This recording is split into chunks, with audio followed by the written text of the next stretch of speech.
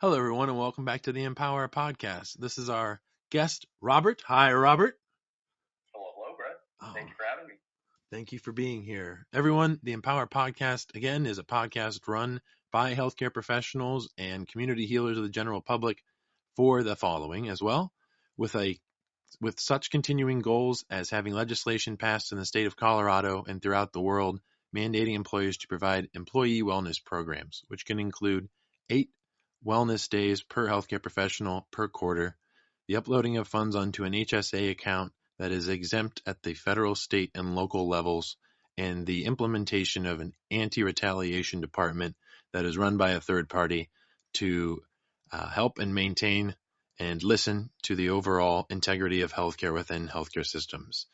At Empower, we believe in the power of community, diversity, and inclusivity, and to continue to create positive change and improve society.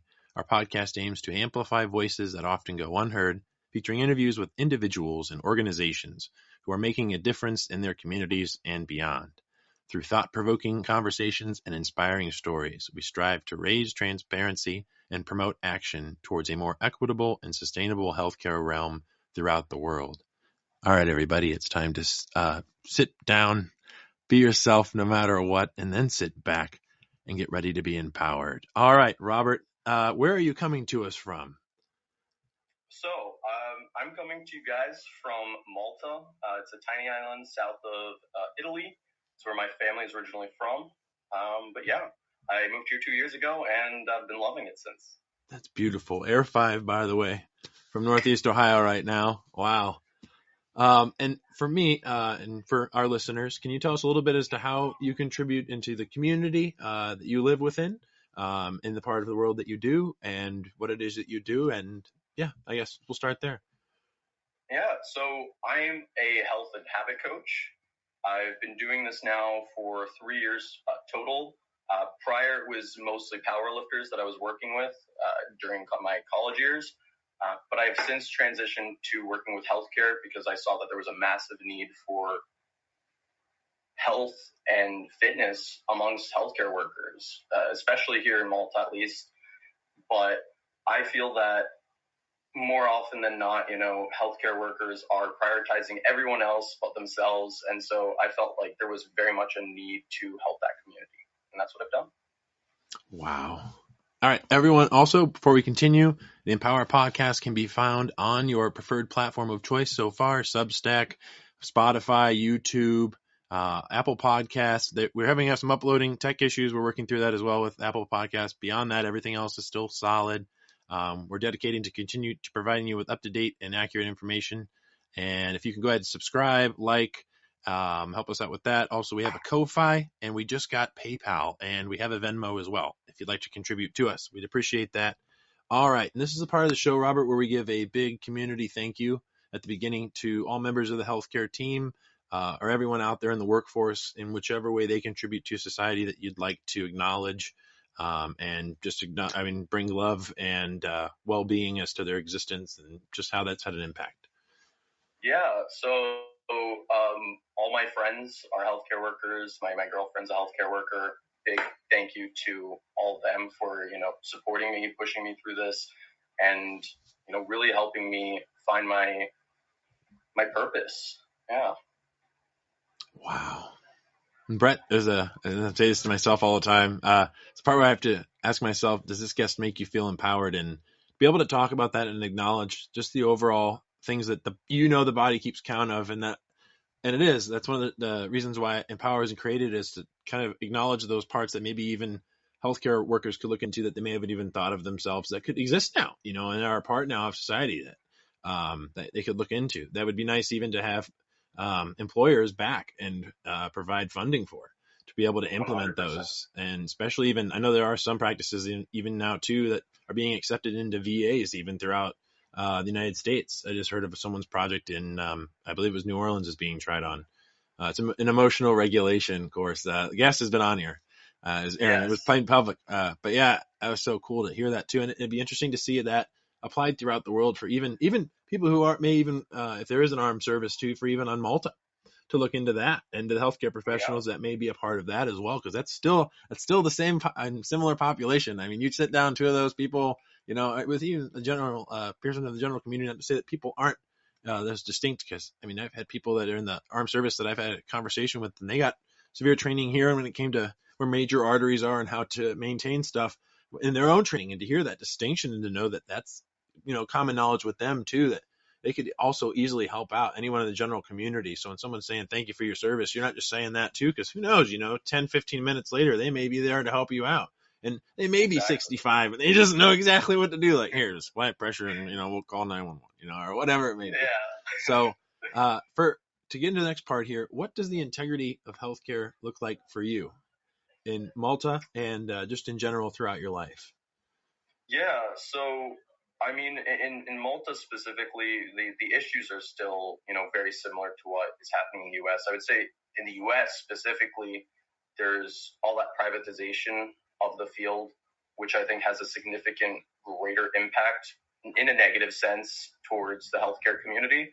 But in Malta, it's a very similar situation. Unfortunately, there's a big focus on sort of like symptom management rather than prevention, right? And moreover on that, understaffing. There's not enough people to really help out all these people that are in need of healthcare work.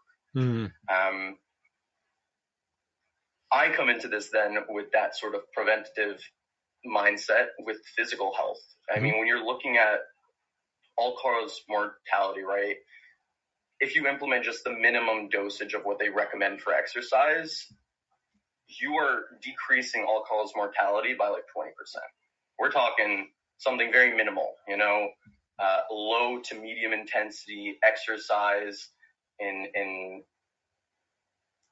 120 minutes, 2 hours per week, And I think that needs to be a big shift that is really focusing on preventing all of these, people from needing to go to the hospital in the first place. Mm-hmm. But yeah, I would say that's sort of the main thing that is going on with the healthcare community that I think really needs to be focused on at the moment. Wow. And I can hear, just from what you shared, and I don't mean to assume, I'm just going to clarify, is I feel like you're really feeling through the integrity of healthcare for you is, and potentially from your loved one, who you said was a nurse too, of hearing potentially what she has to say, and how that integrity has an impact on you and your being. And it's not always negative. You're acknowledging it. You're wanting to at least have it out there and at least talk about it. She does too. And it's sometimes what comes out of that and how it comes out. How it comes out is different from what comes out of it. But, and sometimes certain things usually, and even with the body and nature, they get worse before they get better. And it's interesting to see that application just and overall missions that people have throughout life, and what it is that's happening with them. So that's the next big question. What is, in your opinion, is happening in healthcare? Yeah. So as a whole, that's kind of, going off of what I had already talked about. In terms of like what's going on, though, I think there are definitely like big shifts towards, how the younger generations are viewing healthcare as a whole. And I think things are trending in the right direction. I know that in the US, there's a lot bigger of a focus now on sort of alternative medicines and mental health, which was something that was neglected for, the longest time. And Malta's a little bit slower in this regard. I would say that generally speaking, they're a bit more traditionalist when it comes to medicine as a whole. And unfortunately, in Malta specifically, I feel like there's a massive need for outside knowledge to really help improve the field here. But I don't really see, the superiors accepting that sort of outside knowledge. And I think that that's a massive issue, truth be told, because, we're in this day and age now where we have access to the internet, access to people across the world like this, right? And it's oftentimes dismissed. Yeah. And it's interesting to be able to share, and all it really takes is this internet connection, and even there's other innovations, and yes, and you can have quality issues, you can have tech issues, and that's just a troubleshoot of trying this on. It's the most interesting. I had this happen to me a few days ago, right? And I had this where tech technology will lag, or there's this or that, and there's this troubleshoot to do. But what's interesting is, for me, I asked myself, like, why was that potentially happening? If I can share, it was uh, for me, I think it's because we're still, as humans, the fastest supercomputer out there. Like, and we're just so perplexed. This is, for at least for me, I know I am, because this isn't as fast as me, and it's like because I've already gone on to whatever I've gone into next as to what I wanted to create. But that's just it's the way that it is. It's for right now. When it happens, it'd be interesting to see what that looks like. But yeah, to embrace those differences, because there's one thing I found that islands and businesses all throughout the world will even do, like even the Azores, which most people don't even know exist. They're very good with distribution of oil there. They're very good with transportation for people there for tourism, and places are throughout the world. But in these other remote areas, even necessities can be more expensive because they have to be imported, and shipping shipping issue. they have their own. And the other thing I'm looking at too when I hear shipping now is, and internationally, is looking at even like ocean life and how that has an influence on people who live on the island too, and then their own distribution as to how just overall migrations. And like there are, I think I've seen some, it's in the news, but there's certain like migratory patterns that are being interrupted by ships and whatnot that we and as humans are using. Yeah, and they've been using these for thousands of years, and now we're there the last 150, 200 years trying that on, and to see that difference and distinction as to how that has an impact too on trading costs, because that could be, oh sorry, we're late because of what, because we can say it's X or Y happened, and it's that what happened. And to see that integrity is to this distribution of assets, and that's why people who travel, they bring their own stuff, and sometimes that can have an impact too. As to even just down to sunscreen, I mean, people in Hawaii going to certain areas with sunscreen or not without sunscreen. So that's just one island. I don't know any other islands. I know Philippines have so many islands that you can't visit them all in one lifetime, they say. So like it depends on where you're at, but these are still in existence. And I did a course that helped put together Empowera, and one of the people that was in my actual group, she had her own project too. She was on Maui, and she had said, there is no island, there's one world. No one is an island, it's one world. No. And it's interesting to see that distinction, because even in the United States, there'll be what is called the lower 48, because Hawaii and Alaska are left out. But it's like, no, like it's one world. There's no islands. Like we've created their language and just made this distribution, but it's human contact, and there's people who go for legislation to certain areas of the world, but it's like, why? Like it's one world, like seriously. And some people, they'll hear that and they'll go, a one world government, Brett, like, oh my gosh, like Empower is about the one world government. Like, no, like we are human from what we've found so far. And that's the main thing. The main thing is just like we are human. That's it. Like when you're trying to just break up everyone and parcel everyone into each country, it's like everyone has basic needs. Everyone's a human being and needs to be like treated as such and just have access to what they need. Mm-hmm. The thing that got me too about because I have traveled internationally, I was thankful I did it under a business that I did have. It's BU Art, and that's what helps with the platform of Empowera. And when I was there, I got to see not just the overall mannerisms of people there, but their overall like thoughts on what they would do for their health and when they would be checking in, and what was actually available already and accessible when they needed it. And to see the overall distinction where when you're in a different part of the world, certain things are included, or you have to have this package to have X, Y, and Z. And it's like, there's parts of like nutrition, which is a different kind of a conversation within the United States, and portioning is another big word. And there's that part of health as well too, in that distribution as to seeing portioning and to seeing what you put into your body and the influence that it has over time, because the body keeps count. The other thing is the scanner at the supermarket keeps count too, but are you keeping count is the question, and whatever way may be, So, or even making your own, finding a way to create your own, get together in a community and create your own that way. And that's the way that I think throughout history we could see. But it's interesting to see the integration dually, and being able to try that on, like you had spoke to, generationally, and seeing the distinction there, and the acceptance too. Last guest I had, she's probably double my age. Nothing wrong here. She had her own business that she said launched in 2000. I believe her overall study started in the 80s or 90s, I think is what I read. But I could be dead wrong. I think it's on there, but she'll be posted too. but it was interesting to see her actual contribution. It was into the use of hypnosis into childbirthing, and to Wow. see we got into the topic of also into the topic of using it for like pre-surgical, and seeing how even such of these methods, you just need a practitioner that could go to a remote island, that could go there Hmm. for say X number of months, help out with this overall practice, and then if they need to revisit, they can, to try that on and to see, even if it's someone who's even there for multiple different modalities, whatever it may be. It could be for 3 months to really get a goal or something off the ground. And Power started in March of this March, yeah. year, and I'm thankful for it. And that didn't happen overnight. It didn't happen alone either. I had to get over one of my, I call it an act, and it was screw you, I can do it myself, and I can't do it myself, and I don't want to do it myself now because I can see what I happens think when you don't. that So note right there is a very important thing. I think a lot of people are like shy to ask for help or need help. But I think like as human beings, like you mentioned, like we're human, and part of being human is having that need for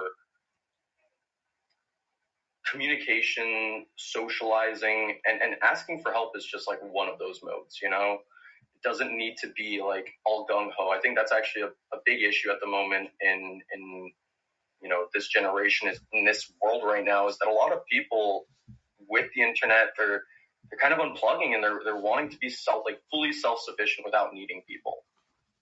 And unfortunately, I think that's a direction that we should not be heading in, personally.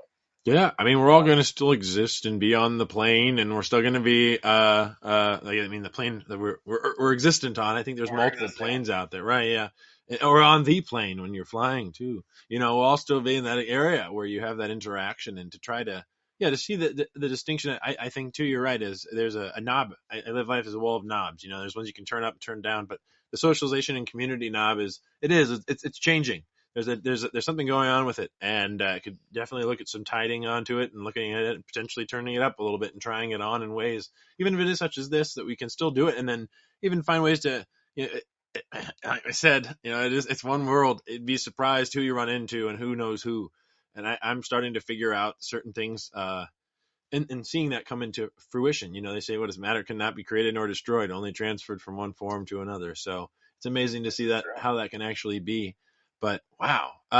So I guess, is there any kind of empowering pieces of advice that you'd look for someone looking to going into your line of work, Robert? Yeah. So I mean, being a health and habit coach, I should have given this as background at the beginning of the podcast, Nothing but wrong here. I Yeah. have a bachelor's in exercise science.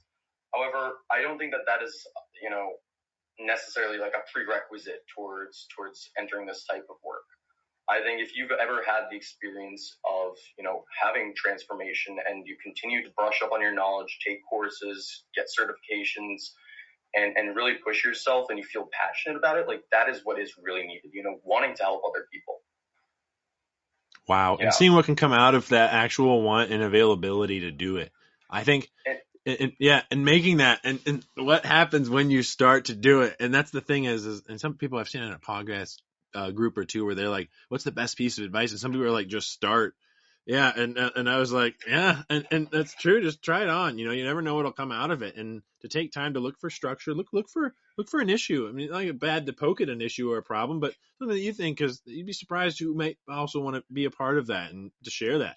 And it could be at yeah, multiple levels, even such as like, and for those who have to, I know in trauma, I know someone personally, I'll share this. I'm not going to say who they are, but they had a past where they had assault when they were younger, and they went to rehab. And when they were there, they went up on stage and said what was one of the things that was literally a conversation in their head and a story. And they had 6 other grown men come up to them and say, you know what? You're not the only one. And it was something to hear that overall share, and to know that that's just one situation in life that humans, and I'm just talking specifically about men, but women as well, and anybody, and how they identify, to be able to have that community and to talk about what's happening too. Because there is, and there is sometimes no better substitute for that kind of a person than they say, but sometimes listening and just being there too can make just a total difference. Like actual genuine and authentic listening. But wow, no, thank you yeah, for that. Yeah, so try it on, I think, is what you're saying. Even though you had that as your past, try it on. yeah, 100%. And I mean, like, the thing is, the beauty of like health and fitness is that really and truly it's accessible to everyone if they just choose to make it a part of their lifestyle. Everyone thinks it needs to be some complicated mumbo jumbo, but really and truly, if you have space and you have the willingness to actually work on your health and fitness, you can do it from anywhere. Wow. Then try it on. There's more out there. I think there was a projection. I said this the last interview too, and it's interesting, and people probably fact check me, and it's fine. From what I saw, it was like 5% of healthcare was really done remotely pre-COVID, and once COVID happened, I think it shot up to like 50 or 60%. Went That's up, insane. and I've been applying, and I'm not the only one that's been applying for remote like RN and healthcare professional jobs here in the United States, and I've seen like 300 to 500 applicants in like 6 hours, and Wow. it's nuts because since what is it, June of 2021 so far, I mean, I'll get interviews. I've got like one or two interviews, but it's interesting to see that if that was really what happened, what is really happening, and then how can that contribute to other things and accessibilities elsewhere? Someone could literally, yeah, go ahead, yeah. Yeah, no, 100%. And that's the thing, like everyone assumes that the accessibility of being, an online health and habit coach involves, there being some sort of disconnect between, the client and the actual trainer. But really and truly, it opens up a door for even more opportunity because when it comes down to it, when you go for a session with a personal trainer, you're focusing on just training. But I think as like a healthcare professional, you can agree that there's way more to this lifestyle than just training alone. There's that nutritional aspect. Mm-hmm. There's the mental health aspect, Yeah. focusing Oh, the on whole things like journaling and interdisciplinary meditation. team, right? And those Yeah. are things that you can kind of build into, how you actually serve someone. And I think that that's super powerful. Mm-hmm. And having that accessible too in a timely manner, I think, and I had another guest share before too, is I had shared this experience I had trying to be able to find local testing. Just in general, I was in a general community, and I knew Yeah. statistically the area had a high risk of STDs. I didn't have a personal experience. I was just literally trying it on as a nurse, and I was like, "What is this response time like for everybody?" And I Yeah. did. And it was interesting that it took me like what, a day and a half to learn how it really went down. And I brought it up to her, and she was like, "Yeah, like that took you that long. Imagine the general person. Like that's just you." Like, and it was interesting to see that distinction is you look in remote areas where people are still being human and still doing certain things, and to see that that could still be something to look into and provide as a service, and other kinds of services similarly to turn up that knob even Yeah. in public health in general too, and holding those In areas general. more accountable and their availabilities through whatever taxes and fees that they acquire and whatever way that they do. But all right, Yeah. in this area, I guess where we were going to, if there's anything else you'd like to add. Yeah. I mean, really and truly, I think that kind of sums it up. I mean, with regards to exactly helping, like healthcare workers, I think that kind of like alluded to at the beginning of the podcast, there very much is a need for making sure that healthcare workers are at the top of their game, right? When it comes down to it right now, there's a lot of burnout, there's a lot of overwhelm, even anxiety in some instances, and focusing on oneself, prioritizing oneself, and making sure that they are in a position where they can be finally pouring from a cup that is full rather than empty is really essential to providing the best patient care that they can. Mm-hmm. And it oftentimes goes, unlooked. And I think that needs to be something that has a lot more focus on it. Wow. Yeah. Yeah, taking care of those that take care of others, Exactly. and then vice versa. Yeah, because you're right. It has an influence too on the patient experience. I mean, definitely in general, I agree with that too.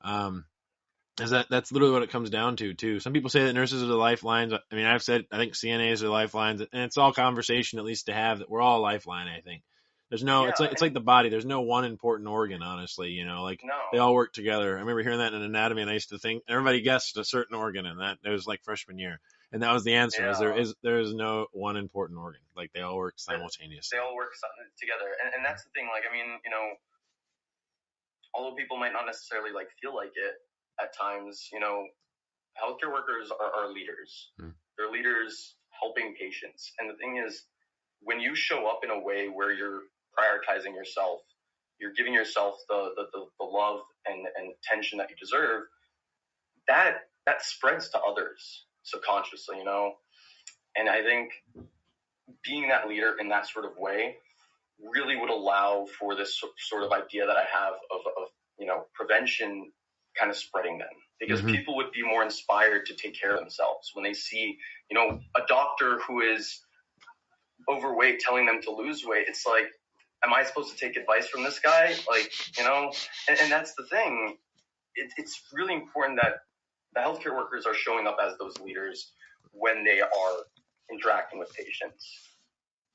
And being able to give solid advice, I guess. I'm not saying that it's like preaching to the choir at whatnot or any of that, or that people aren't fallible.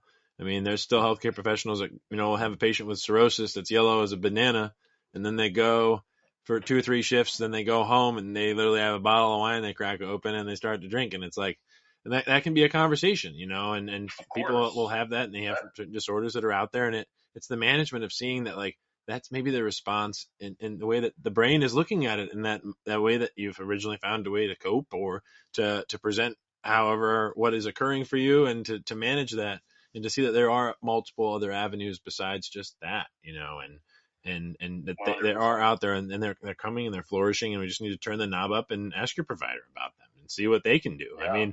I'm kind of shocked now how much is on Amazon right now. Not to shill out Amazon for HSA approved stuff and whatnot. You can literally just go through there and put your information into. Really? Surprise you. Oh yes. Oh yeah. It'll even say it on certain products. What was the one I just saw? I can't remember. There was one that was very interesting. I know that some like glucometers will be any kind of medical equipment, any preventative measure there, like contraceptives is one. That's another one that will be covered. But it's expanded out. Literally, just go into your search bar and type in HSA and then whatnot, or type in online and see what potentially is worth covered. Yeah, it's very interesting as to what they're trying on. From what I'm seeing, I don't doubt they're not doing it alone. So there's someone else out there. That's one thing that unfortunately we don't have here in Malta. Actually, Amazon. And I'll be honest, it's kind of a beautiful. Yeah, we have to get everything imported from like Germany or Italy. Okay. It's kind of beautiful though. I won't lie. Yeah. Hold on. I have to say, like, a really good thing to not have everything that you desire at your fingertips. But that's a conversation for another. No, and I'd love to have you back too. Love to have you as another guest sometime to even connect with that, because that's a whole new way of living. And if you found and you see it as a way worth living and a life that you love, then that's all that there really is. I don't know what else to say. Whatever it looks like for whoever, like, that's it. If you found it, then stick with it. Like, but yeah, I'd love that. It'd be great. If you definitely want to try that on. And then we didn't know if you could go ahead and bring us back here with an empowering quote that you have, or quotes. Yeah, so I'd say throughout my life, like, stoicism has been like super important for me for my personal growth. There's a quote by Seneca. It's, "We suffer more in imagination than in reality." And I hold that very dear to my heart as a quote. It's helped me in a lot of situations where maybe I feel like things are worse than they actually are, and I think that can be really empowering for people. Mm-hmm. Totally. No, and it could just be a story, whatever it is, if that's what it is, and after that, oh my gosh, what comes out after that? Once that, whoo, when it comes out and people are comfortable with it. But yeah, you're right to acknowledge it. Wow. I dig it. All right, folks, this has been our episode here with Robert. Thank you for joining us, and stay tuned. Thank you, and subscribe if you haven't already. Bye for now.